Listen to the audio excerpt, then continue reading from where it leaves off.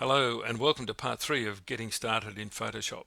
In this video we'll look at combining images together, firstly using a texture overlay onto an image to create something more visually interesting, and secondly we'll show you how to replace the sky in an image where the sky is fairly boring and we can put something more interesting.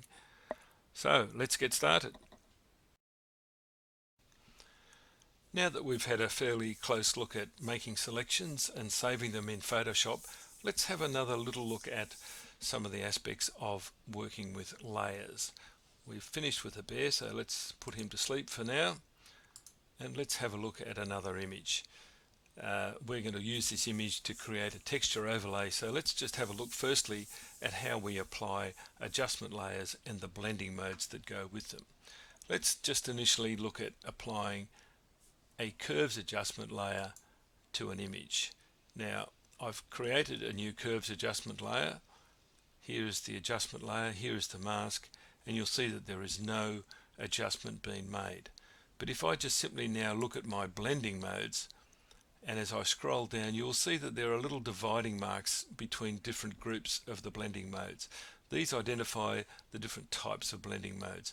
The first one that you will always have by default is normal blend mode, but if we move down to the darken blend modes, you will see that what we do with the image is to darken the image considerably using different formulas. And let's just say if I chose the multiply blend mode and turned that off and on, you'll see that even though I've made absolutely no adjustment to this curves layer at all, by simply changing the blending mode I've made a big difference to the image. So these blend modes, starting with darken, multiply and so forth, are generally what's called the darken blend modes. And then if we move down past the next dividing line, we now come to the lighten blend modes, which actually do something a little different.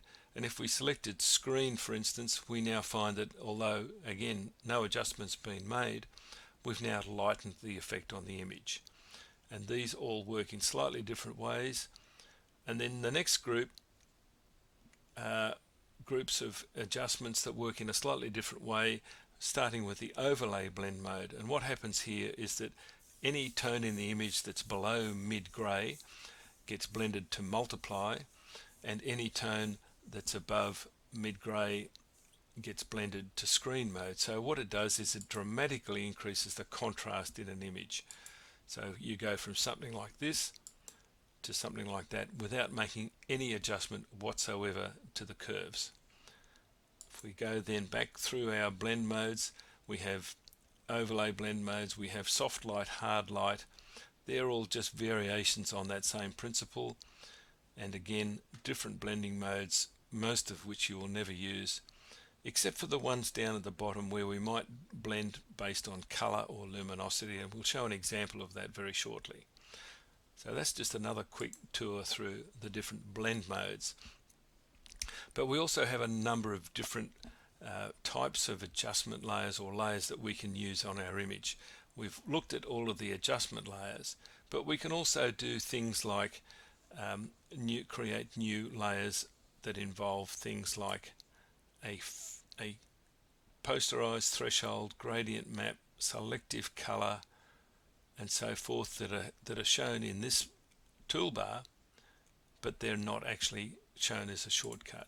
And also if you come up to the layers menu at the top, you will see here there's new adjustment layers, but you also have options of new fill layers where we can apply a solid color, a gradient, or a pattern as a fill on our image.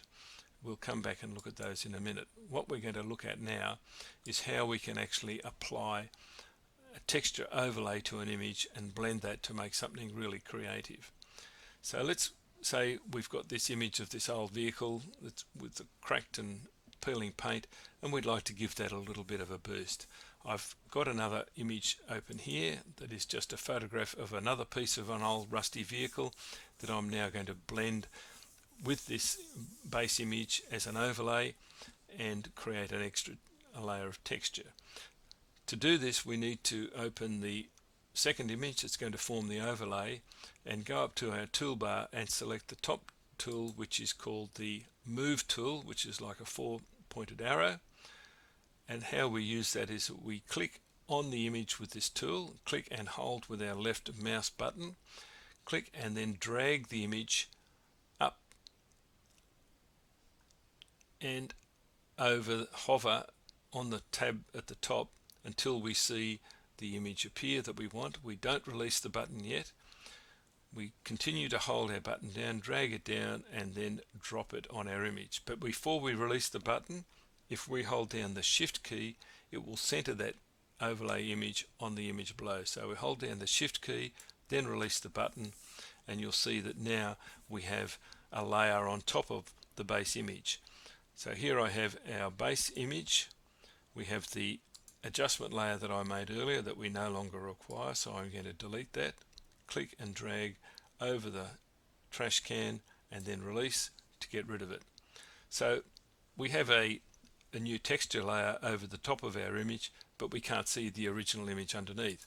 So we could do this simply by reducing the opacity of the new layer, but it doesn't give you a very satisfactory result. The image below is really hard to see.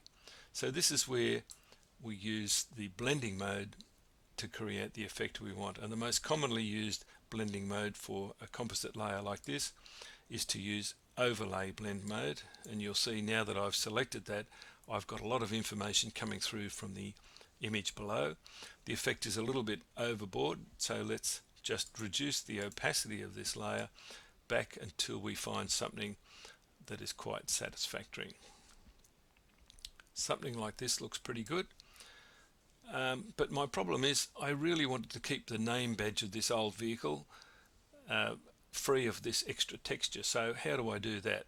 Well, I could make a selection and then apply that as a mask, but given that this is a fairly broad brush sort of effect, I can simply just go through, add a layer mask onto this top layer by selecting it and then coming down to the bottom toolbar, select the add mask icon, which is a rectangle with a circle in the middle, and it creates a layer mask on this new layer. At the moment it's filled with white, so the effect of this layer applies throughout the image. So I simply just get my brush tool, B for brush on the keyboard, make sure that I have black selected as my foreground color. At the moment it is white, so I can use the shortcut of X on the keyboard to reverse that and make it black. And now with the mask selected, I can just simply paint onto this. I'll zoom in so it's a little bit easier to see, and I can use a high opacity of 100%, so I just basically paint through the image above to reveal the vehicle badge below. And I can do this with fairly simple broad brush strokes because the effect of the overlay is not particularly strong, and we can just simply reveal that with simple brush strokes and paint that through. This is normally would take a little bit longer to do this a little bit more precisely. Now that I want to relocate this image on my screen so that I can get over to the right hand side, to do this easily, just hold down the space bar with any tool selected, and your tool will change to a hand symbol. We can just quickly click with the left mouse and drag and relocate the image in our window, and can release the space bar and continue painting. And you'll now see that I've revealed the badge coming through. I can make that a little bit smaller and paint in those edges. You'd normally take a little bit more time to do this precisely, but it doesn't need to be super fine. So here we have the badge revealed and the texture overlay brought over, simply using the blend mode and dragging another image on top. Now to finish this off, I might decide that I want to just adjust the tonality of the image overall to just brighten it up a little bit. So I will now add a curves adjustment layer on top of this. And every time you look at the curves adjustments, you'll see behind here is the histogram of the image, and you can see that there's actually quite a drop off before we get to the white point, and so there's a little bit of scope there to brighten the image overall. A simple way to do this is to select the little white triangle at the bottom of the input slider, hold down the Alt key to temporarily show a mask over your image, and now I will drag that little white triangle to the left, and that will start to push the tones more into the white end. And if I keep going, you'll see that I've got a temporary mask over my image, and I'll start to reveal parts of the image that are blown out to white. I don't want to go that far. I just want to really just show the highlights clipping, and I release that, and you'll see here that I've moved the white point of my input slider in to pick up the edge of that histogram, and I've now brightened the image up quite a bit. I can do the same with the black point slider. Hold down the Alt key, click and drag on the black point slider, and you'll see a white mask that will then start to clip to black as it moves in. So there's a very simple way to just do a final touch on the tonality of an image, and we'll have a lovely image to go forward with. The last thing we're going to look at in this session is how to replace a sky in an image that has a fairly bland sky with something a little more interesting. So we finished with our image of the old truck. We'll close that. No need to save it. And here's an image that was taken up in the Daintree in far north Queensland last year, and we have a rather nice tree isolated out on the sand, but the sky is a little bit boring. So what we're going to do here, we need a very good selection of the tree because we've got lots of sky coming through in between the leaves, and we need to be able to make a selection that will work with that. So using one of those selection tools such as the select subject or the quick selection tool, and going over in some detail to refine that using the refine edge tool, we can come up with a really good selection. So this sort of work requires a good highly refined selection to make it work. And what we have is I have another image here that I'm going to use, which is a sky from another photograph, and I've got a large mountain in the bottom corner, but I'm not going to worry about that. We're going to move that image across over above our other image to create the overlay, and you'll see, oh, there's a problem. The image that I've used as my replace sky is a lot lower resolution than my base image. Nonetheless, we can still make this work by resizing this image. So with that new layer brought in, I can select that layer and I can resize this by going up to Edit, Transform, Scale, and this now allows me to resize that image that I've brought in so that I can select the sky. Now I don't really want that mountain, so I'm going to just stretch that till it's off the page, and there we have it. Once you've resized it, you either click on the tick button here or hit enter twice, and that is now resized. So we now have an image over the top, and what we need to do now is to create a duplicate of our base image and drag that above this. So I've already done this. I'm going to delete this layer and we'll work with what's been previously done. So here's my image that I prepared earlier, and the sky is quite interesting, but it's a little bit light, so I'm just going to lighten that a little bit before I blend it together. And what we need to do now is I need to make a duplicate of this bottom layer and put it above the sky.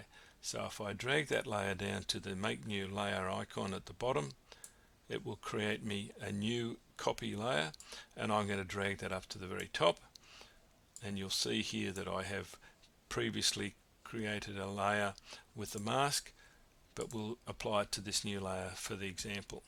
So what I need to do now is I need to load my selection over this layer.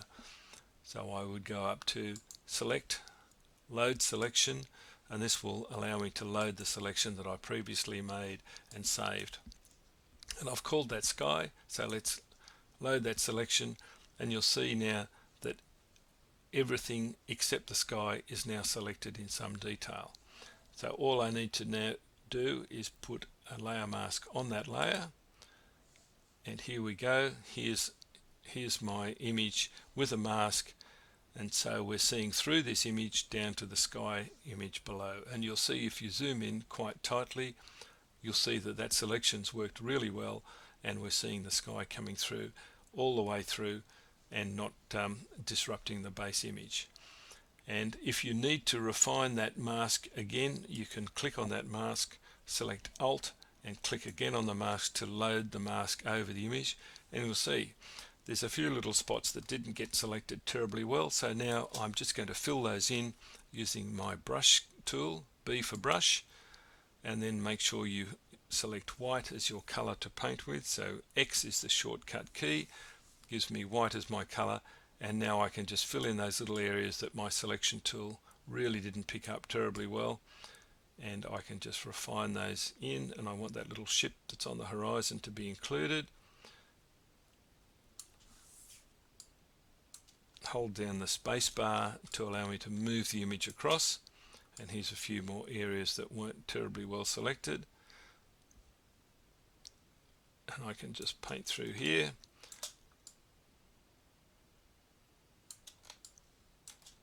All the way through until we've got the mask looking perfect. And now again, go back to the mask, hold down the Alt key, click on the mask again, and now we've got a beautifully refined mask with a lovely overlay image sky, and we're all done. Don't forget to ring the bell, click on the subscribe button to receive notification of future videos, and visit the website phototutor.com.au for more written information, which I'll be putting up very shortly. Thanks for watching, and see you again soon.